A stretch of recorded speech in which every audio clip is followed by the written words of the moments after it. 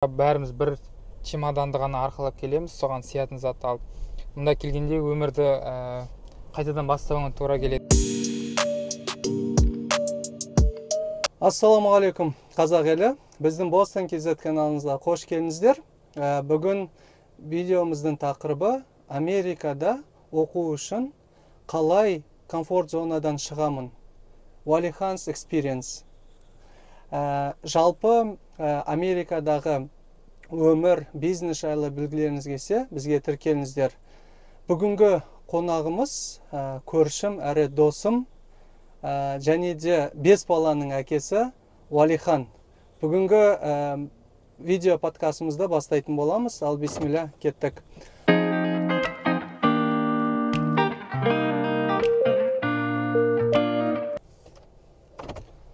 Ал әдеттегідей бірінші сұрағымыз, Уалихан, өзіңді таныстырып кетсең. Есімім Уалихан, Қызылорда қаласының тумасымын.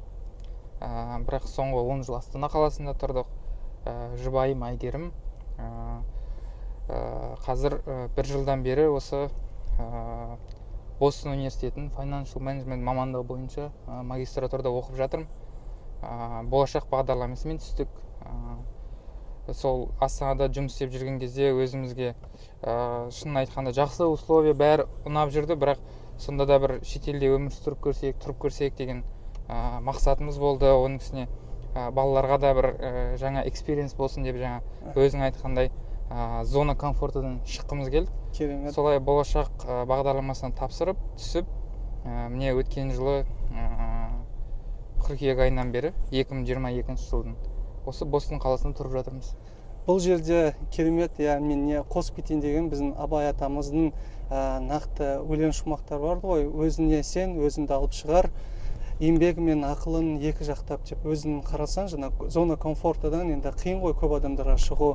Осы өзінің тәжірибен, өзінің ақылымен осында Бостонға болашақпен түсіп жатсың. Керемет. Рахмет сонымен бөлісіп жатқанына. Ал енді келесі сұрақтың кезегі, сонда сен жаңа атап өттің, бірақ дегенмен де нақтылап білейік, Америкаға сонда алғаш рет қашан келдіңіздер? Осы оқуға түскенде бірінші өзім келдім. Яғни 31 август күні визамды алдым. Кешке түнде Америкаға ұшып кеттім. Солай енді кішкене рискованный бір қадамдар жасадық, бірақ Құдайға шүкір, қазір 1 жылдан бері үйренісіп, бүкіл адаптациядан өтіп, қазір осында білім алып, тәжірибе алып, отбасымызбен бірге уақыт өткізіп жатырмыз. Керемет. Негізі адамдар осындай рискті жақсы көреді ғой. Мысалы, мен өз тәжірибемде де, мен өзім визам алынған, бірақ жолдасыма 3 сентябрь беріп, бізде 4 сентябрь ұшып кеткен болатынбыз. Сондай керемет, жақсы. Ал енді жалпы Америка үлкен штат, 50 штаттан тұрады. Бостонды таңдауының себептері қандай болды? Менде негізі 2 университеттен шақырту болды. Бірі Бостон университеті, екіншісі Флорида штатында Тампа қаласынан. Бірақ екеуінің арасын таңдағанда енді көптеген осында тұрып кеткен, осы ақш-та оқып жатқан достармен ақылдасып, сөйлесіп, барлығының бір ауыздан айтқаны, бұл Бостон қаласы, бұл жүздеген университеттердің бір жақын шоғырланған қаласы. Бұл жерде білімнің, сонда жақсы энергетиканың атмосферасы бар. Келсем. Бұл жерде барлықтарыңыз білесіздер ғой, енді Бостон университетінен бөлек Гарвард университеті, Массачусетс университеті әлемге танымал. Осындай ортада өзіміз жақсы энергия алып, балаларымызға жақсы білім бере алсақ деп, оның үстіне қазір енді келгеннен кейін бұл жасаған шешімнің дұрыс екеніне көз жеткізіп отырмын да. Америка бойынша жалпы Массачусетс штатының мектептегі білім беру деңгейі жоғары саналады. Одан бөлек, мұнда Бостонда қазақтар көп. Бұнда қазақтар ұйымшыл, әрбір осы қаланың деңгейдегі қазақтар болсын. Мысалы, өткен жылы тәуелсіздік мейрамын, одан бөлек көктемде, наурызда көктемде пикник жасап, біраз көптеген іс-шаралар болып жатады. Одан бөлек осы кішігірім өзіміздің комьюнитимізде осы жақын тұратын қазақтар 8 наурыз басқа да мейрамдарды бірігіп тойлап отырамыз. Иә, ол үшін сен жаңа Массачусетс дегенде Аким деген кино бар ғой, Нұртас Адамбайдың, сонда Массачусетский институт деп соған есіме түсіп күліп кеткенім ғой. Негізі енді комфорт зонадан шығып Америкаға келдің, енді Қазақстанда істеген жұмысың бар. Соған қарамастан осындай қиындықтар, челлендждер дейміз ғой, сондай бастапқыда қандай қиындықтар болды? Америкаға келгенде сол көпшілігін алғаш қиналатыны ол мұнда бәріміз бір чемоданды ғана арқалап келеміз, соған сиятын затты алып. Мұнда келгенде өмірді қайтадан бастауыңа тура келеді. Яғни бүкіл заттарды басынан бәрін аласың, үйге қажет, тұрмысқа қажет. Одан бөлек Америкада бүкіл үйлердің жалға алғанда міндетті түрде бір айдың көлеміндей ақшаны депозит ретінде сұрайды. Ол кем дегенде $3000. Одан бөлек басқа да шығындар бар, яғни соның бәрін қосқанда шамамен кем дегенде $10,000 запаспен келу керек бұл жерге. Яғни алдын ала дайындықпен келсеңіз, осында өтетін адаптацияны, қиындықтарды сәл де болсын жеңілдетуге мүмкіндік болады. Одан кейін пока жұмыс тапқанша, пока бәрі орналасқанша сол расходтардың бәрін жабатындай шығындарға дайын болып келу керек. Иә, керемет. Толықтай қосыламын. Менде де өзімде де сондай опыт болды, тәжірибе болды. Рахмет. Енді мен ойымша Америкаға келдік, орналастық, бірақ мен түсінгенім көлік өте маңызды сияқты. Сонда өзіңіз көлікті қалай табу жолдары қайдан алдыңыз? Және де мысалға отбасылы балалар көп отбасыға қандай көлік алуды өзіңіз ұсынып кеңес айтасыз? Дұрыс айтасыз, Мәке. Алғаш келгенде осы Қазақстаннан бірінші көзге түсетін айырмашылық Америкада міндетті түрде әр семьяның өз көлігі болу қажет. Себебі мұнда біздікі секілді тіпті нан алуға баратын магазиндер үйдің қасында емес. Ол үшін арнайы машинамен супермаркетке барып алып келесің. Сондай қажеттілік болған үшін келе салысымен бірінші машина алуға кіріседі мұнда келген азаматтар. Машина таңдай алатын қабілеті бар азаматтар өздері онлайн бұл жақтағы OfferUp, Facebook сияқты сайттардан қарап өздері таңдап алады, немесе ақысына біздің осында кәсіп ашқан қазақ жігіттер бар. Қажет десеңіз, сіздің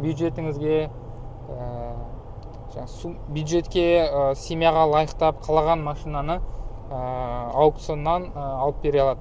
Мен өзім сондай осындағы Абдымалик бауырымызға жүгіндім. Иә, Абдымалик өте танымал. Абдымалик маған Toyota Sienna'ны аукционнан таңдап алып берді. Өте жақсы состояниесі, әлі күнге дейін рахмет айтам.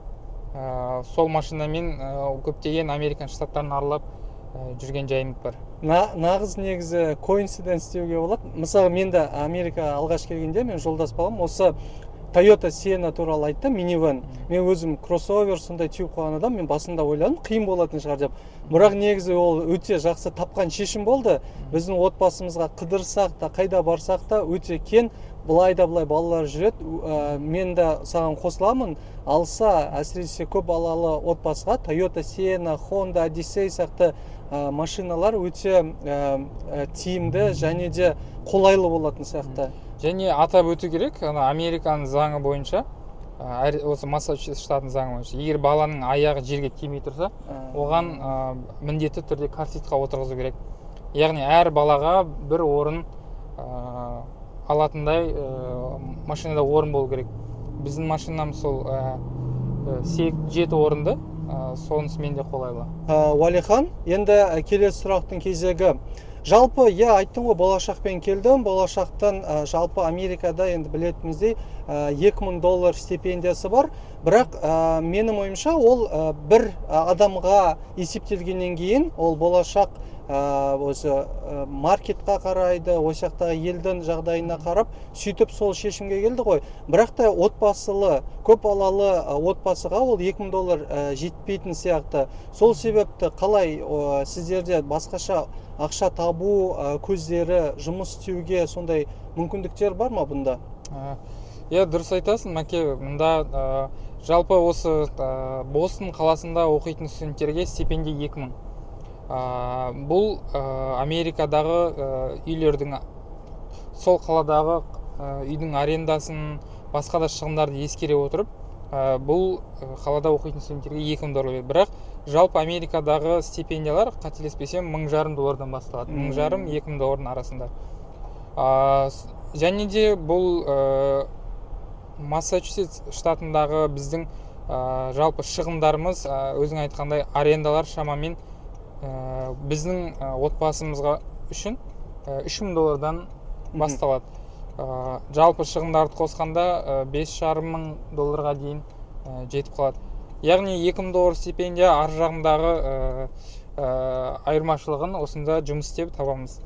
Негізінен студенттерге 20 сағат университет территориясында жұмыс істеуге рұқсат. Бұл F1 визасымен келген студенттерге. Мен өткен жылы келе салысымен университеттің асханасында жұмыс істедім. Мен үшін үлкен қызық опыт болды. Ол жерде поварларға көмектесесің, тамақтарды салып беруге көмектесесің.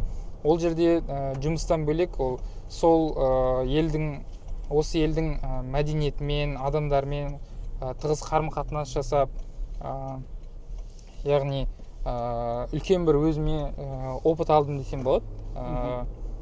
Бұл жерде түрлі тамақтардың атауын естідім, өйткені бұл Америка әртүрлі мәдениеттерін тоғысқан жері ғой. Мексикалықтардың, қытайлықтардың, үндістердің және европалық әртүрлі тағамдардың бір асханада көру маған өте қызық болды, шынын айтқанда. Және бұл жердегі асханалардың да тамақ дайындау тәсілі біздікіне қарағанда кішкене басқаша, өйткені бұлар жылдам әрі тез қазір дайындалатын тамақтарға көп мән береді. Соған қарай бейімделеді. Түсінікті. Сонда бірден бір жолы университеттің аясында осындай асханаларда жұмыс істеуге болады. Егер қателеспесем, сен қазір TA, яғни Teaching Assistant, профессорларға көмекші ретінде тоже жұмысқа орналастың. Енді бұл жайында өзің тәжірибеңді айтып берсең. Мен осы семестрде мұғалімге көмекші, яғни Teaching Assistant жұмыс істеп келе жатырмын. Негізі жалпы алғанда студенттердің бұрынғы қазақ бауырларымыздан сұрағанда TA-лар көбінесе үй жұмысын тексереді, емтиханда мұғалімге көмектеседі және кішігірім жұмыстар. Бірақ маған бұл семестрде профессорым жалпы сабақ 3 сағат болса, соның 2 сағатын өзі өтеді. Соңғы 1 сағатын маған өтуімді тапсырды. Басында кішкене ойландым, әрине, қаншалықты бұл қиын болады, қаншалықты жауапкершілігі мол жұмыс қой. Бірақ сонда да қолымнан келеді ғой деп тырыстым, и өзіме де қатты ұнап жатыр қазір. Сол 1 сағат сабаққа презентация жасап әкелем, сұрақтар дайындап әкелем, и студенттермен дискашн форматында бүгінгі өтілген тақырып бойынша сұрақтарды талқылаймыз. Бұл деген мен ойымша үлкен жетістік, себебі профессорлар негізі бұндай жауапкершілікті TA-ға жүктемейді. Сенің, яғни бұл жерде Қазақстанда істеген тәжірибең бар, осында үйренген теорияң бар, соны қосып, сондай бір керемет фьюжн болып тұр ғой бұл жерде. Соған осындай TA-лықты сен жақсы атқарып жатыр екенсің. Керемет. Бұл негізі көп адамдардың қолынан келе бермейді. Сен негізі бір ерлік жасап отырсың. Шын айтқанда бұл жерде менің студенттерге беретін басты бір пайдам, лекция 2 сағат, ол жерде көп ақпарат өтіледі. Мен келгенде студенттерге сол ақпаратты барынша қысқартып, негізгі жаттау керек жерлерін айтып берем. Одан бөлек менің негізгі бұл сабақты өтетін профессорымыздың негізгі мамандығы юрист. Ал менің бэкграундым ол финансист. яғни екеуміз қосылғанда күшті коллаборация болады да, өйткені мен тура сол теорияны басқа қырынан ашуға тырысамын. Бұдан да бөлек тағы бір айта кететін нәрсе, менің яғни жаңа столовойда мұғалім ретінде жұмыс істейміз, және қазір тағы бір ұсыныстар түсіп жатыр. Осы Америкадағы бизнес жасап жатқан жігіттер маған өздерінің бизнес пландарын және сол аккаунтинг бойынша, бухгалтерия саласы бойынша учетная политика дейді ғой, соны реттеп беруімді көмектес деген ұсыныстар түсіп жатыр. Әрине ақысына. Яғни мұнда жұмыс істеймін деген адамға көптеген мүмкіндіктер бар. Мәке тағы бір атап өтетін нәрсе, мұнда студенттер саны енді өте көп қой бос университетінде, бірақ солардың арасында профессорлардың қазақ балаларының, қазақ студенттерін те етіп алуға деген сұранысы өте жоғары. Бұл шынын айтқанда өте мақтанышпен айтатын дүние. Мысалы мен білетін балалар тіпті бір студент 2-3 сабаққа те болған жігіттерді білемін. Бұл қасымда отырған жігіт, мен келгелі 2 профессорға те болдым басынан. То есть 2 жыл бойы те болып шықтым ғой мен. Бұл біздің профессордың да маған дейінгі осы сабақта болған те ол да қазақ. Бұл профессордың өзі айтады, қазақ балдарының осындай басқалардан бір бас жоғары, бір деңгей жоғары тұратын әрдайым әр профессор атап өтеді десем, бұл қателік емес. Біз жалпы Қазақстанда енді өзіміздің арамызда білмейміз ғой, өзіміздің қаншалықты мықты екеніміз, қаншалықты әлсіз тұстарымыз. Бірақ бір атап өтетін дүние, осында шетелге шыққан кезде, басқа елдермен, басқа ұлттармен салыстырған кезде, қазақтардың жалпы жан жақтылығы, мировоззрение, көзқарасы, ауытлық өте жоғары деңгейде екен. Бізде мысалы қазір мектеп деңгейдегі, университет деңгейдегі білімдерді алып қарасақ, бізде Қазақстанда өте жақсы деңгейге келе жатырмыз. Бағытымыз дұрыс бағытта деп айтуға толық негіз бар. Әсіресе мектеп жастарын айтқым келеді. Біздегі енді жұмыс істегенде неше түрлі адамдарды кездестіресің. Біз үшін элементарный болған дүниелерді бұл жақта үлкен адамдар білмеуі мүмкін.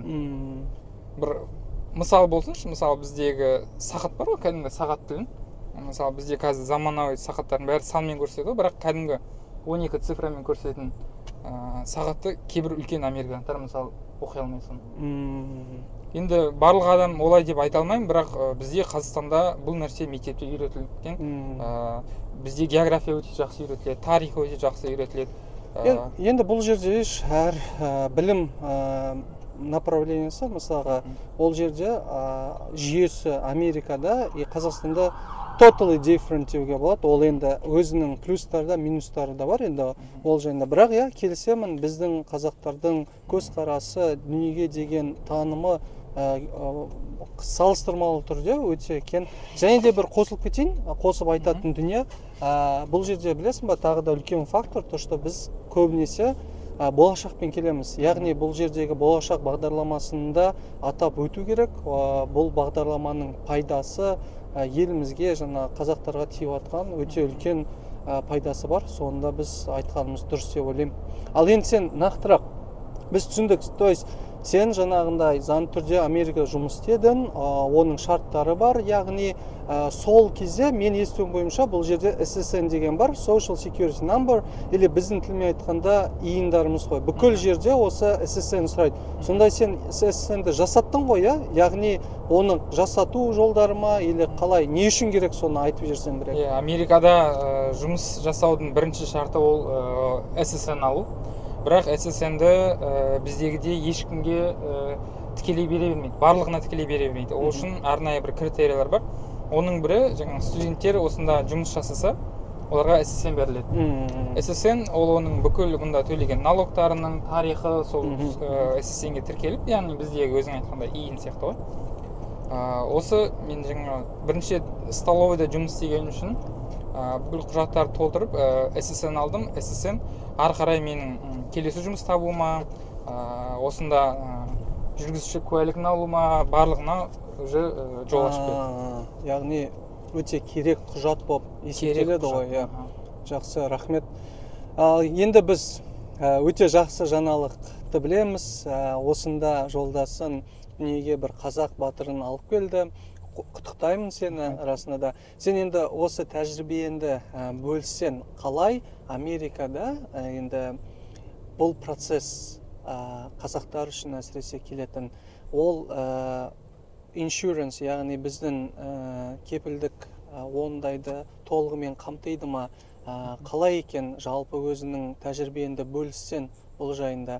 Толығымен төленеді ма? Немесе сен өз қалтаңнан алып ақша төледің ба бұл именно процесске? Соны нақтырап айтып жүрсең. Бұл Массачусетс штатында балаларға және аяғы ауыр әйелдерге страховка толықтай тегін. Бізде сол бастапқы этаптарынан бастап мұнда дәрігерлерге жүгіндік. Оның барлығы мемлекет есебінен бізге тегін қызмет көрсетілді.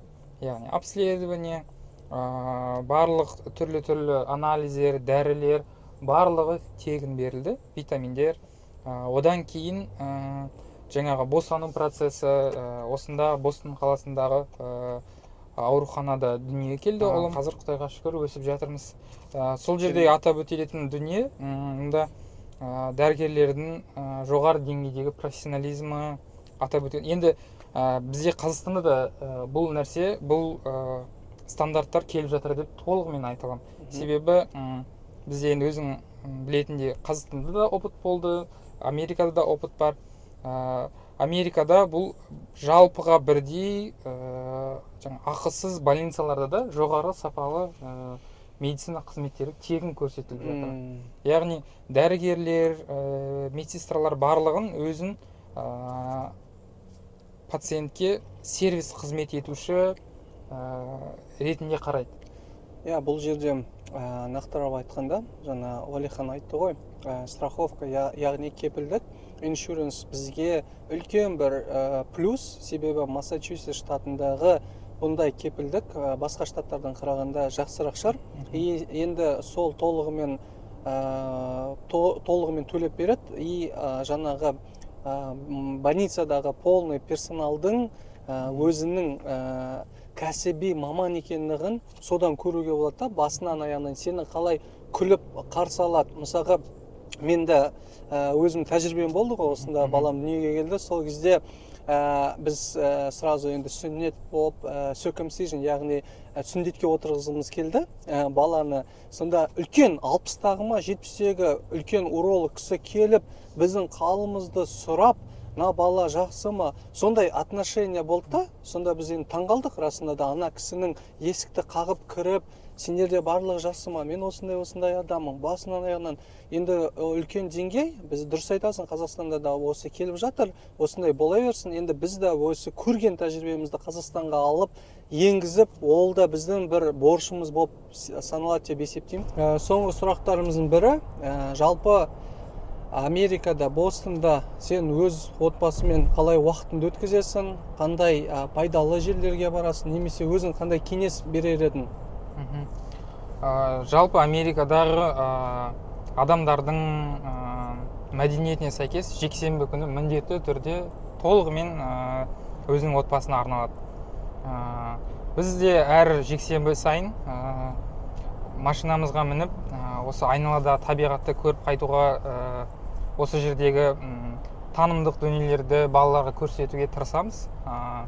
Жалпы бағана атап өткендей Массачусетс, Бостон штатын не үшін таңдадық деп сұрақ болды ғой. Соған тағы бір қосып өтетін жағдай, бұл жерде тарихы терең, табиғаты керемет, сондай бір Құдайдың назары түскен бір өлке деуге болады. Қарасаңыз, мына жағы мұхит, мына жағы таулы ормандар, мына жағы үлкен қалалар. Сол үшін бұл кішігірім штаттың өзінде көптеген баратын жерлер көп. Және тағы бір атап өтейін деген дүние, бұл жақта америкалықтар өзінің тарихына өте терең мән береді. Сол өзінің тарихи болған оқиғаларды, сондай маған бір қатты ұнаған бір қала бар, осы жерден бір сағаттық жерде. Аты? Old Sturbridge Village деген. 1800 жылдардағы қаланы сол күйінде сақтап қалған. Яғни сол кезде қала болған, сол қаланың банкі болған, нотариусы болған, мына жақта үйлер, мына жақта мектептер, сол қалпында сақтап, и және соны сол кездегі атмосфераны беруге тырысады. Адамдары да сол кездің киімдерін киеді.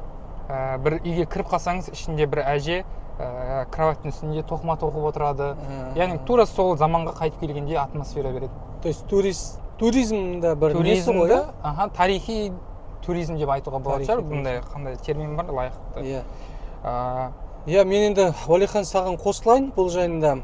Расында да жексенбіні осылай отбасымызға арнаймыз. Мен соңғы 2 аптада Apple Pick деген бұлардың именно күзде, яғни бақшаларына барып, алманы теріп, отбасымен күліп, ойнап, жүгіріп, кәдімгі ауыл фермаға барып, сондай бір неге атмосфераға кіріп кеттім мен. Иә, кіруге болады екен. Сол бар мысалға күзде әсіресе. Және де екінші момент, Америкада әсіресе осы жақын штаттарда күздің әсемдігі өте жақсы көрінген. Мысалға өткен апта мен Нью-Хэмпшир штатына бардым. Мынау жапырақтардың сарғайғаны, біз енді алтын күз дейміз ғой. Сол жерде мен көп әдемі көрдім. Ол жердегі фолияж деп арнайы туристер басқа штаттан және басқа елдерден келгеніне де өзім көз жеттім. Сол себепті бұл жерде отбасымен нақты, жақсы, пайдалы, тиімді уақыт өткізуге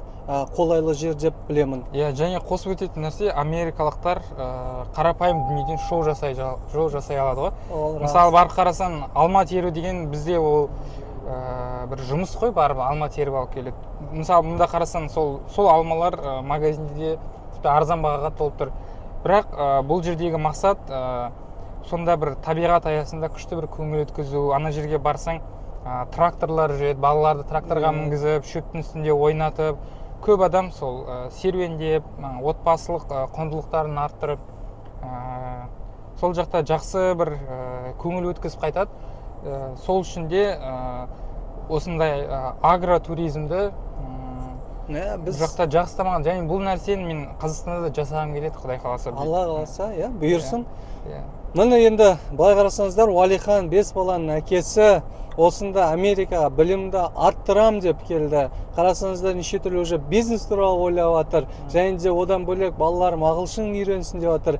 Яғни әрбір қазақ отбасы осындай қадам жасап келіп Америкаға өзінің орнын таба алады. Міне біздің Уәлихан расында да отбасымен келіп осындай жақсы қадам жасап, соның куәсі болып жатыр. Ал сіздер бізді қолдаңыздар. Және де келесі видеода кездескенше.